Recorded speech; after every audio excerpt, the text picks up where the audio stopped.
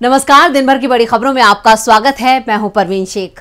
आज इस बुलेटिन में बात होगी मध्य प्रदेश को लेकर राहुल गांधी के बड़े प्लान की, मोदी के खिलाफ शिवराज के बगावती तेवरों की, नड्डा और मालवीय पर गिरफ्तारी की लटकती तलवार की, कांग्रेस में शामिल हुए यूपी के दिग्गज नेता की, साथ ही जानेंगे क्यों बीजेपी पर बरस रही हैं मायावती। और बुलेटिन के आखिर में बात होगी ओवैसी को लेकर नीतीश के ऐलान की। इसके साथ ही और भी कई बड़ी खबरों से आपको करवाएंगे रूबरू, लेकिन तमाम बड़ी खबरों से पहले एक नजर सुर्खियों पर। पहलवानों से यौन उत्पीड़न मामले में राउज एवेन्यू कोर्ट में हुई सुनवाई। बृजभूषण के वकील ने कहा 2023 में धरना प्रदर्शन के बाद असलियत से परे आरोप लगाए गए। अगली सुनवाई 16 अक्टूबर को होगी। राजस्थान सीएम अशोक गहलोत का बड़ा ऐलान, कहा बिहार की तरह राजस्थान में कराएंगे जातिगत जनगणना। वाराणसी में सपा नेता अबू आजमी के ठिकानों पर आयकर विभाग का छापा, 100 करोड़ की बेनामी संपत्ति मिली, कई दस्तावेज जब्त। एशियाड में आज भारत का गोल्डन डे, तीरंदाजी, बैडमिंटन और क्रिकेट में मिला गोल्ड। महिला और पुरुष कबड्डी टीम ने भी जीता गोल्ड। ये तो थी सुर्खियां और अब बात आज की सबसे बड़ी खबर की।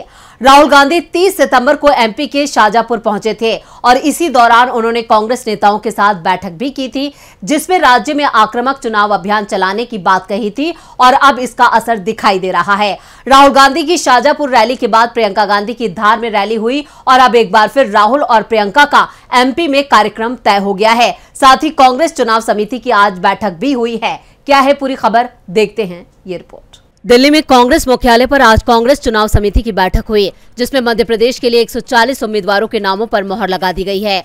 उम्मीदवारों की सूची अब कभी भी जारी हो सकती है। एआईसीसी दफ्तर में हुई बैठक में कांग्रेस अध्यक्ष मल्लिकार्जुन खड़गे, पूर्व कांग्रेस अध्यक्ष सोनिया गांधी और राहुल गांधी भी मौजूद थे।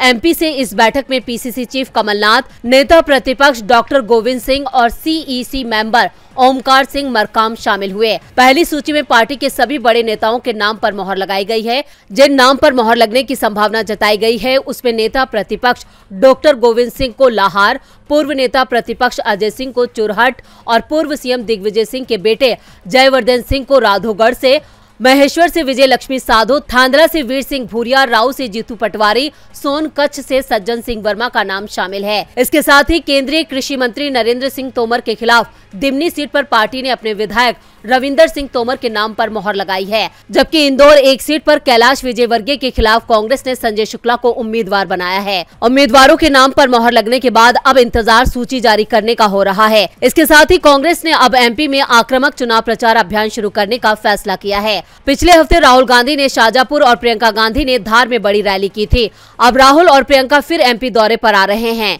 निशाने पर मालवा, निमाड़ और महाकौशल रीजन की 3 दर्जन सीटें होंगी।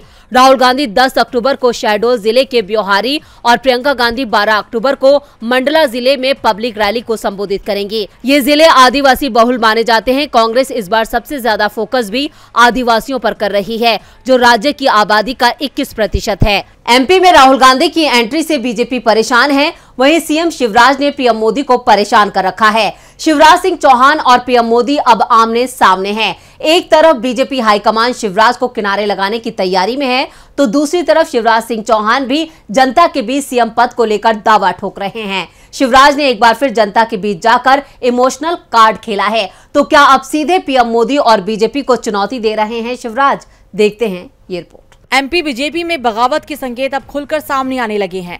सीएम शिवराज सिंह चौहान इस वक्त बीजेपी नेतृत्व से खासी नाराज हैं और इनकी ये नाराजगी राज्य में बीजेपी का खेल बिगाड़ सकती है। आपको बता दें कि पीएम मोदी की भोपाल रैली के बाद से साफ हो गया है कि बीजेपी अब शिवराज को पूरी तरह से किनारे करने की तैयारी में है, क्योंकि पार्टी की ग्राउंड रिपोर्ट बता रही है कि मध्य प्रदेश की जनता बदलाव चाहती है और इसलिए पार्टी शिवराज को सीएम उम्मीदवार बनाना तो दूर, विधानसभा चुनाव का टिकट देने को भी तैयार नहीं है। एक तरफ केंद्रीय मंत्री नरेंद्र तोमर, फग्गन सिंह कुलस्ते, प्रहलाद पटेल और कैलाश विजयवर्गीय के टिकट का ऐलान हो गया, तो वहीं शिवराज के टिकट पर पार्टी ने अभी तक फैसला नहीं किया है। संकेत तो यहां पर साफ मिल रहे हैं कि शिवराज को टिकट नहीं मिलेगा और इन खबरों के बाद से ही शिवराज के तेवर सख्त दिखाई दे रहे हैं। उन्होंने एक बार फिर जनता के बीच जाकर इमोशनल कार्ड खेला है। उन्होंने जनता से पूछा, मामा को फिर से मुख्यमंत्री बनना चाहिए कि नहीं। जनता के बीच जाकर शिवराज जिस तरह से खुद को सीएम उम्मीदवार के रूप में पेश कर रही हैं, उससे संकेत ये जा रहा है कि शिवराज पीएम मोदी के खिलाफ अब बगावत का मोर्चा खोल चुकी हैं। मध्य प्रदेश प्रदेश विधानसभा चुनाव में ज्यादा समय नहीं बचा है और इसी बीच विपक्षी पार्टी कांग्रेस लगातार बीजेपी पर हमलावर है। मध्य प्रदेश के पूर्व मुख्यमंत्री और पीसीसी चीफ कमलनाथ ने मुख्यमंत्री शिवराज सिंह चौहान पर निशाना साधते हुए ये दावा किया कि मध्य प्रदेश में बीजेपी में हताश चरम पर है। पीएम मोदी पर अब दबाव बनाने के लिए शिवराज सिंह चौहान अब जनता को जरिया बना रहे हैं और लगातार सवाल कर रही हैं कि उन्हें अगला सीएम बनना चाहिए या नहीं। यानी एमपी में बीजेपी की हालत दिन पर दिन खराब होती जा रही है। वहीं बीजेपी के अपने ही नैया डुबाने की तैयारी कर चुकी हैं। शिवराज ने बगावत का बिगुल फूंक दिया है, जिससे मोदी मुश्किल में है। मुश्किल में तो जेपी नड्डा और अमित मालवीय भी नजर आ रहे हैं। चुनावी साल में कांग्रेस ने बीजेपी को सत्ता से बेदखल करने के लिए अपनी कमर कस ली है। बीजेपी को उसी के अंदाज में अब कांग्रेस जवाब दे रही है। इसी कड़ी में कांग्रेस सांसद राहुल गांधी को रावण दिखाना बीजेपी को भारी पड़ने वाला है। कांग्रेस ने बीजेपी अध्यक्ष जेपी नड्डा और आईटी सेल प्रमुख अमित मालवीय के खिलाफ कोर्ट का दरवाजा खटखटाया है। क्या है पूरी खबर, देखते हैं ये रिपोर्ट। राहुल गांधी का अपमान करना अब बीजेपी को महंगा पड़ सकता है। पोस्टर वॉर की ये आज बीजेपी अध्यक्ष जेपी नड्डा और आईटी सेल प्रमुख अमित मालवीय को अपनी जद में लेते हुए नजर आ रही है। राहुल गांधी को नए युग के रावण के तौर पर दिखाने वाले पोस्टर को लेकर कांग्रेस काफी नाराज है।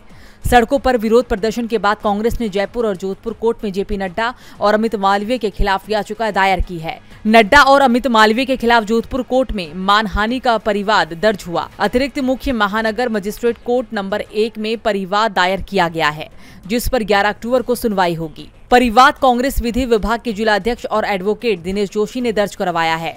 एडवोकेट दिनेश जोशी का कहना है कि राहुल गांधी की छवि को धूमिल करने के लिए सोशल मीडिया पर पोस्ट डाली गई। इस पर जोधपुर के कांग्रेस कार्यकर्ताओं में नाराजगी है। आपको बता दें कि बीजेपी ने अपने एक्स हैंडल से राहुल गांधी की 10 सिर वाली रावण के रूप में एक पोस्ट 5 अक्टूबर को साझा की थी। जयपुर में भी कांग्रेस के एक पदाधिकारी ने बीजेपी के पोस्टर में राहुल गांधी को दशानन के रूप में दिखाने को लेकर अदालत का रुख किया है। कांग्रेस नेता और पार्टी के प्रदेश महासचिव जसवंत गुर्जर ने भी नड्डा और मालवीय के खिलाफ जयपुर मेट्रोपॉलिटन कोर्ट 2 में याचिका दर्ज की है, जिस पर 9 अक्टूबर को सुनवाई होगी। गुर्जर ने अपनी याचिका में अदालत से बीजेपी के दोनों नेताओं के खिलाफ भारतीय दंड संहिता आईपीसी की धारा 499 और 500 मानहानि और 504 जानबूझकर अपमान के तहत मामला दर्ज करने की गुहार लगाई है। याचिका में दावा किया गया है कि आरोपियों ने 5 अक्टूबर को जानबूझकर गलत इरादे से पोस्टर जारी किया था और उनका उद्देश्य कांग्रेस और उससे जुड़े लोगों की प्रतिष्ठा को धूमिल करना, साथ ही राजनीतिक लाभ हासिल करना था। अब देखना होगा कि दोनों अदालत में सुनवाई के दौरान कोर्ट का क्या रुख रहता है। नड्डा और अमित मालवीय ने चुनावी साल में मोदी की मुश्किलें बढ़ा दी हैं। मुश्किलें तो यूपी में बीजेपी की बढ़ने वाली हैं। कांग्रेस अभी से 2024 लोकसभा चुनाव की तैयारी में जुट गई है। इस बार कांग्रेस यूपी की 80 लोकसभा सीटों पर ज्यादा फोकस कर रही है, क्योंकि दिल्ली की सत्ता का रास्ता यूपी से होकर जाता है। इसी कड़ी में आज यूपी के एक दिग्गज नेता कांग्रेस में शामिल हो गए, जो पश्चिमी यूपी में कांग्रेस के हाथ को मजबूत करेंगे। तो कौन है ये नेता जो दल बल के साथ कांग्रेस में हुए शामिल, देखते हैं ये रिपोर्ट। 2024 लोकसभा चुनाव से पहले यूपी में कांग्रेस खुद को मजबूत करने में जुटी है। पार्टी ने सबसे पहले अजय राय को कांग्रेस यूपी का प्रमुख बनाया। अब पश्चिमी यूपी के दिग्गज नेता को पार्टी की सदस्यता दी है, जिससे पश्चिमी यूपी में कांग्रेस और मजबूत होगी। आज दल बल के साथ दिल्ली पहुंचे इमरान मसूद ने कांग्रेस की सदस्यता ली। इमरान मसूद ने कहा है कि ये उनकी घर वापसी है और इसके लिए वो प्रियंका गांधी और राहुल गांधी के शुक्रगुजार हैं। मीडिया से बात करते हुए इमरान मसूद ने कहा, बीएसपी को मैंने नहीं छोड़ा, बल्कि बीएसपी ने मुझे छोड़ा है। मैं कभी कांग्रेस छोड़ना ही नहीं चाहता था, लेकिन शुक्र है कि प्रियंका गांधी और राहुल गांधी ने मुझे एक बार फिर पार्टी से जुड़ने का मौका दिया। यूपी कांग्रेस प्रमुख अजय राय, कांग्रेस संगठन महासचिव केसी वेणुगोपाल और कांग्रेस महासचिव राजीव शुक्ला की मौजूदगी में इमरान मसूद ने कांग्रेस का हाथ थामा। उन्होंने आगे कहा, राहुल जी की यात्रा के बाद पूरे देश में परिवर्तन का एक माहौल बना है। इसका असर हिमाचल और कर्नाटक के चुनाव में दिखाई दिया। आज कांग्रेस में शामिल होने पर मैं हृदय की गहराई से धन्यवाद करता हूं। अजय राय ने भी दिल खोलकर इमरान मसूद का स्वागत किया। उन्होंने मीडिया से बात करते हुए कहा, यूपी से अभी और भी कई बड़े नेता कांग्रेस में शामिल होने वाले हैं। मैं अपने साथी इमरान मसूद का कांग्रेस परिवार में स्वागत करता हूं। आज उत्तर प्रदेश में भारत जोड़ो यात्रा के बाद माहौल बन रहा है। आने वाले समय में कई लोग हमारे साथ जुड़ेंगे। हम पार्टी की मजबूती के लिए मेहनत कर रहे हैं। इमरान मसूद 2022 विधानसभा चुनाव से पहले समाजवादी पार्टी में शामिल हो गए थे। इसके बाद बहुजन समाजवादी पार्टी में शामिल हुए, लेकिन बीएसपी ने बीते महीने पार्टी विरोधी गतिविधियों के कारण मसूद को पार्टी से बाहर का रास्ता दिखा दिया। इसके बाद अब इमरान मसूद कांग्रेस में शामिल हो गए हैं। इमरान मसूद की एंट्री से यूपी में कांग्रेस की ताकत में इजाफा होना तय है। मायावती भी अब अपनी ताकत दिखा रही हैं। जातिगत जनगणना को लेकर इस वक्त देश की सियासत गर्म है। जहां एक तरफ विपक्ष इसे जारी करने की मांग कर रहा है, तो वहीं मोदी सरकार की सांसें फूल रही हैं। इस मुद्दे को लेकर आज एक बार फिर बीएसपी प्रमुख मायावती ने बयान जारी किया है। हालांकि उन्होंने इस मुद्दे पर न सिर्फ केंद्र सरकार को घेरा, बल्कि कांग्रेस को भी आड़े हाथों लिया है। तो क्या कहा है मायावती ने, देखते हैं ये रिपोर्ट। जातिगत जनगणना को लेकर केंद्र और विपक्ष के बीच आर पार की लड़ाई छिड़ गई है। विपक्ष लगातार खुलकर इसे जारी करने की मांग कर रहा है, वहीं केंद्र के मंत्री कुछ भी साफ तौर पर कहने को तैयार नहीं है। इस चुप्पी के बीच आज मायावती ने बीएसपी को जमकर घेरा है। बीएसपी सुप्रीमो ने कहा कि अगले विधानसभा और आम चुनाव से पहले कांग्रेस और बीजेपी द्वारा किस्म किस्म के लुभावने वादे किए जाने से चुनावी माहौल प्रभावित हो रहा है, किंतु प्रश्न ये है कि जो वादे अब किए जा रहे हैं वो पहले समय रहते क्यों नहीं लागू किए गए। इस प्रकार घोषणाओं में गंभीरता कम और छलावा ज्यादा। मायावती इतने पर ही चुप नहीं हुई। उन्होंने हमलावर होते हुए कहा कि देश की जनता महंगाई, गरीबी, बेरोजगारी और भ्रष्टाचार की मार से त्रस्त है, लेकिन बीजेपी जातीय जनगणना, ओबीसी और महिला आरक्षण को चुनाव में भुनाने में लगी है ताकि अपनी विफलताओं पर पर्दा डाल सके। लेकिन जनता इसे छलावा मानकर अब और इनके बहकावे में आने वाली नहीं है। बीजेपी पर हमला बोलने के साथ साथ मायावती ने कांग्रेस पर भी निशाना साधा। उन्होंने कांग्रेस की जिसकी जितनी आबादी उसकी उतनी हिस्सेदारी वाले बयान को चुनावी शिगुफा बताते हुए हमला बोला है। मायावती ने कहा कि क्या आजादी के बाद से कांग्रेस ने कभी भी अपनी पार्टी और सरकार में इस पर अमल करके दिखाया? नहीं तो फिर इन पर विश्वास कैसे करें, जबकि बीएसपी ने पार्टी और अपनी सरकार में इस सामाजिक न्याय को लागू करके दिखाया। अब चुनाव से पहले मायावती एक बार फिर उसी मूड में आ गई हैं जिसमें वो विरोधियों को जमकर घेरती हैं। वो लगातार कई मुद्दों को लेकर केंद्र पर बरसने से पीछे नहीं हट रही हैं। अब देखना होगा कि क्या यह हल्ला बोल हाथी को मजबूत कर पाता है या नहीं। मायावती के ये तेवर उन्हें कितना फायदा पहुंचाते हैं, ये तो चुनाव के नतीजे तय करेंगे। नतीजे तो मणिपुर की बीजेपी सरकार को भी भुगतने होंगे। मणिपुर में करीब 5 महीने से जातीय संघर्ष जारी है।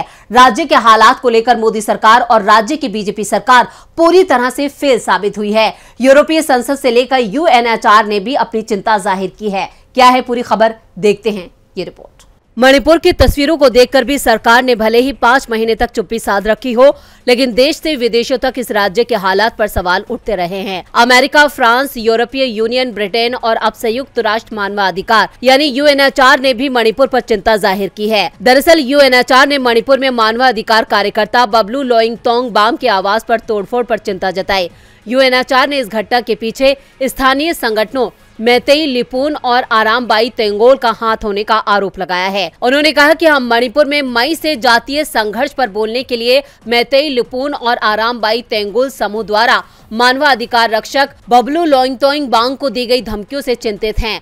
हम अधिकारियों से उनके परिवार और घर की रक्षा करने और अपराधियों को जवाबदेह ठहराने का आग्रह करते हैं। आपको बता दें कि भीड़ ने 5 अक्टूबर की शाम को इम्फाल पश्चिम के काकीथेल इलाके में लोइंगतोंग बाम के घर को निशाना बनाया था, जिससे संपत्ति का काफी नुकसान हुआ है। अब यूएन मानवाधिकार संगठन ने भारतीय अधिकारियों से बबलू, उनके परिवार और घर की रक्षा करने के लिए कहा है, साथ ही अपराधियों पर कार्रवाई करने का आग्रह किया है। वहीं प्रदेश में हालात को देखते हुए राज्य सरकार ने मोबाइल इंटरनेट सेवाओं पर प्रतिबंध को 11 अक्टूबर तक के लिए बढ़ा दिया है। इस बात की जानकारी बीते दिनों अधिकारियों ने दी थी। और बुलेटिन के आखिर में बात ओवैसी को लेकर नीतीश के बड़े बयान के। बिहार में जातिगत जनगणना के आंकड़े सार्वजनिक करने के बाद अब महागठबंधन बड़े वोट बैंक को साधने में जुटा है। नीतीश कुमार ने अल्पसंख्यक समाज के नेताओं के साथ बैठक की और साफ कर दिया कि सरकार अल्पसंख्यकों के कल्याण के लिए काम करेगी। साथ ही बैठक में ओवैसी को लेकर भी नीतीश ने बड़ा बयान दिया है। तो क्या कहा है नीतीश कुमार ने, देखते हैं ये report. AIMIM chief Asaduddin Owaisi से सावधान रहने की जरूरत है। वो बीजेपी की बी टीम की तरह काम करते हैं। जहां बीजेपी को जरूरत होती है वहां ओवैसी अपनी पार्टी के उम्मीदवार खड़ा कर देते हैं। ये दावा बिहार के सीएम नीतीश कुमार ने सीएम आवास पर मुस्लिम समाज के नेताओं के साथ हुई बैठक में किया है। उन्होंने कहा कि वो आने वाले चुनावों में बीजेपी के कहने पर जगह जगह से उम्मीदवार उतारेंगे। उनका काम सिर्फ वोट काटकर बीजेपी को फायदा पहुंचाने का है। वो सिर्फ बीजेपी विरोधी वोट में सेंधमारी की कोशिश करेंगे। वो उन्हीं सीटों पर चुनाव लड़ेंगे जहां बीजेपी मुकाबले में होगी और इंडिया गठबंधन के सामने कमजोर स्थिति में होगी। इसलिए ओवैसी और उनकी पार्टी AIMIM से सावधान रहने की जरूरत है। नीतीश कुमार ने कहा कि हमारी सरकार ने अल्पसंख्यकों के हक में हमेशा काम किया है। सरकार चाहे महागठबंधन में रहकर चलाई या फिर एनडीए में रहकर बिना दबाव में अल्पसंख्यकों के हक में योजनाएं बनाई। दरअसल 2 अक्टूबर को जारी बिहार की जनगणना रिपोर्ट में मुस्लिम आबादी 17.7% बताई गई है, जो ईबीसी, ओबीसी और दलितों के बाद सबसे ज्यादा है। और नीतीश कुमार का मकसद बैठक के जरिए सरकार के कामों का संदेश मुस्लिम समाज तक पहुंचाने के अलावा ओवैसी को लेकर सावधान करने का भी था। दरअसल बिहार में मुसलमानों का बड़ा हिस्सा आरजेडी के साथ रहा है। इस बार नीतीश कुमार के साथ आरजेडी है, लेकिन ओवैसी से जरूर नीतीश को परेशानी है। तो आज इस बुलेटिन में इतना ही। देखते रहिए डीबी लाइव। नमस्कार।